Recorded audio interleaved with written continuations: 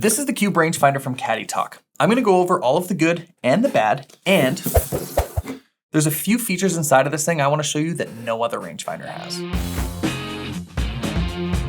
I know a lot of you guys wanna see the unboxing, so let's open this guy up. This is the CaddyTalk Cube, the next generation of rangefinders. Cube was actually my nickname growing up. Brandon Cubit, Cube for short. In the hockey room, they would call me Cube or QB or QB Bird. Okay, let's open this up. The Cube, here we go. CaddyTalk and the Cube. Here's the rangefinder. I know that you guys already saw this. Super basic design, like just a rectangle. You don't really see that a lot with rangefinders, or you don't see it at all, really. So unique shape. This, I imagine, is the instructions and kind of the user manual. And then the case. That's pretty cool. So it's got a magnetic case.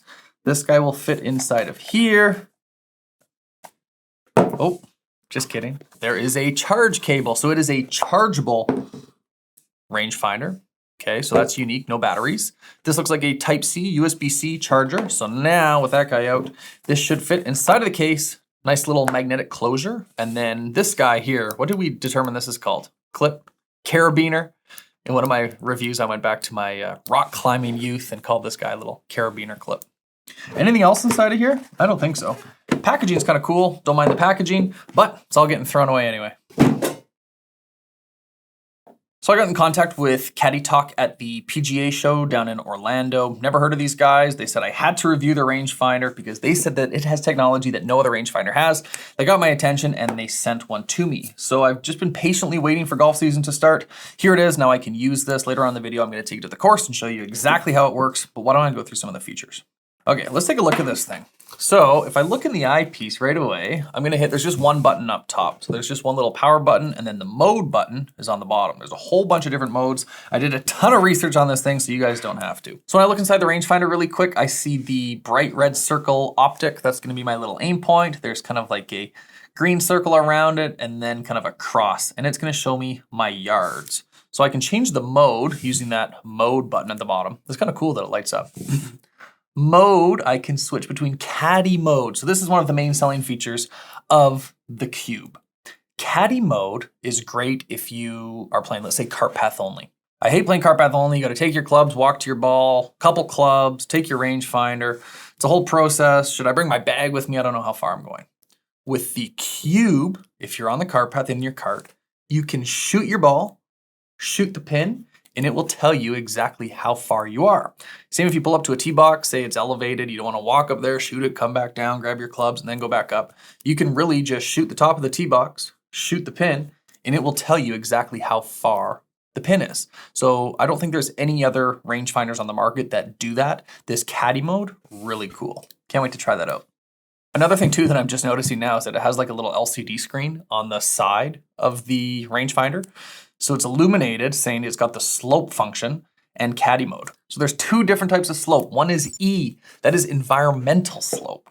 So now this rangefinder can take things into account like elevation, humidity, and temperature. All those things are going to adjust your yardage. If you have 100 yards down slope and it's like freezing cold out, that's gonna be a different number than if you're 100 yards downhill and it's like 100 degrees out. Those numbers are gonna be different, and the CaddyTalk Cube is gonna take those things into account. That's pretty cool. The other mode is M mode. M is magic. Magic slope. What's magic slope? So the way slope is calculated on a rangefinder, it's basically, what's that math term? Trigonometry. It's basically trigonometry. If we're here, we're shooting out here, but the pin is down here, it's a triangle, right? So it's doing some math to say, okay, it's 150 yards, but your downslope is actually only playing 135. The majority of rangefinders use professional golfer analytics to get the trajectory of, say, like a normal pitching wedge. Let's say the average pro golfer hits a pitching wedge 145 yards. That's the data that they use on the majority of rangefinders, not CaddyTalk. CaddyTalk is using the data from average golfers. Let's say the average golfer only hits a pitching wedge 125 yards. So the majority of golfers using this are average golfers. You're gonna want average golfer data, and that's what makes their M mode or their magic slope mode different from other slope rangefinders. Okay, so we found something interesting. I was trying to find how to turn slope off, because if you play in any tournaments, you can't use a slope rangefinder. On this LCD screen, you can see where slope is, it's in red. So red actually means no slope, which is kind of confusing. You think if you saw slope on the rangefinder, like, oh, that guy's using slope. If I change slope modes, it'll go green for E slope and blue for M slope. Then I click it one more time, it'll go red for no slope. So even though it shows slope, you're actually not using slope. So this, I can see this causing issues if you're playing a tournament. Someone's like, that guy's using slope. It's like, well, actually, the red slope means no slope. So a little confusing, and hopefully you guys that play tournaments don't run into that issue. I just found that unique, where a lot of other rangefinders will just have a switch on the side, slope, no slope, so you can tell right away if they're using slope. So might need a little explanation if you find yourself in hot water on a tournament. There's a nice little plastic protective piece. Why don't we slide this off? This is the best part of unboxing, is taking all the plastic off, right? Will it slide? Will it slide? Don't ruin the new rangefinder. Okay, here we go. The Christmas morning unwrap. CaddyTalk also sent me a nice little silicone case. So why don't we slip this guy on? Okay, there we go. Now we got a nice little protective case. It's not covering up any of the buttons. There's little cutouts for the LCD screen, for the lens, the top shoot button, and then mode you can still see is lit up. That's pretty cool. I mentioned that this is a chargeable or rechargeable rangefinder. CaddyTalk says, and this is their words, conservatively, you can play between 30 to 50 18-hole rounds of golf before it needs a charge. If that's the case, that is legit. The majority of rangefinders use that little small CR2 battery. They're expensive and they always die when you don't have an extra in your bag. Oh my God, that's the worst. I've traveled so many times. I'm like, first round of golf, can't use my rangefinder. Like, kill me. That's the worst. To go almost a full season for some of you, not having to recharge your rangefinder is crazy. It says it takes about 3 hours to get a full charge, but if you only have to charge this once or twice a season, you're saving the cost of those CR2 batteries, and it shouldn't die on you. So really cool. CaddyTalk also says that when the battery reaches 20% life, an indication light will pop up on the LCD display. At 20%, you still have roughly 6 to 10 rounds of golf left inside of the Cube. That's crazy. I'm really excited to test that out because batteries in these are the biggest pain in the butt. And if they've kind of cured that problem with just like a once a season, twice a season charge, crazy. I want to go over the things that I don't like. There are 2 things that I already don't like about this. One is kind of just the shape of it. It's just a rectangle. I've gotten so used to rangefinders that have that nice little thumb cutout.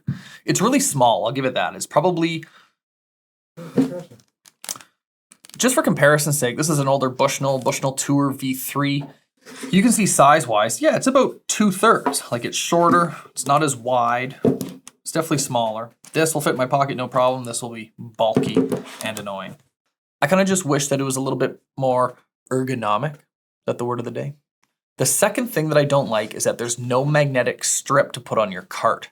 There are so many rangefinders now that have a magnet strip on the side. If you're riding on your cart, you slap it on the side arm piece and you have it with you your entire round with just an arm's reach. One of the reasons I believe that CaddyTalk didn't attach a magnetic strip is that I was reading that it might interfere with the caddy mode. So there's a little bit of give and take. CaddyTalk did tell me that they are making a new case with a magnetic strip. It's just not out yet, so they are fixing that problem, but just right now, the way that I have it, I have no way to really mount it on to the cart. If you guys are looking at this and you're like, wow, I want this already, I'll put a link in the description of this video where I'll give you guys a discount that you can pick one of these guys up. So what do you guys think? Let's go to the course, test this out. See you there. So let's test out the caddy mode. So the tee box is over there. Instead of walking over there, shooting the 150, coming back to the cart, why don't I just turn it on caddy mode? So I'll press mode once. It'll turn on caddy mode.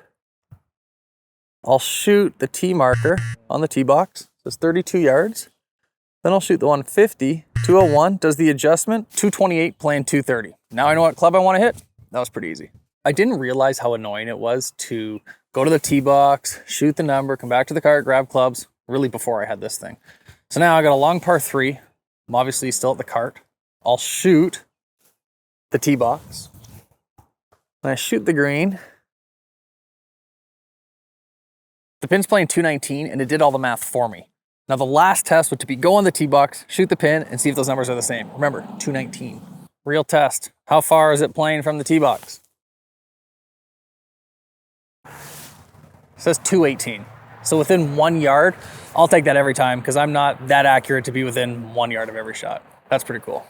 let's compare the Cube. So I have two other rangefinders. I have a Bushnell Tour V5 Shift and the Bluetees Series 3 Max. I'm gonna try this with no slope, just to see what their stock number is they're giving us.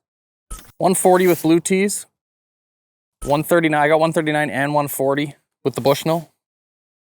And the Cube, I get 138. So 2 yards less, or 2 yards in variance with the Cube. Let's try it with slope. Let's put slope on. So put it in E slope, that environmental slope. So I got 139 playing 131, 138 playing 131, Bushnell. 140 playing 34. And Bluetees, 141 playing 33. They're all a little bit different, but they're all close enough that I don't think it's gonna make a big difference in my game, and probably not yours either. So even changing back into slope mode, each rangefinder's distance fluctuated a little bit within 1 or 2 yards. So I would say that this is as accurate as the other two. I'm sure it's happened to you guys. You're playing a course, it's car path only. Your ball's all the way over there. You gotta take 3 clubs, a rangefinder, and hope you have the right club.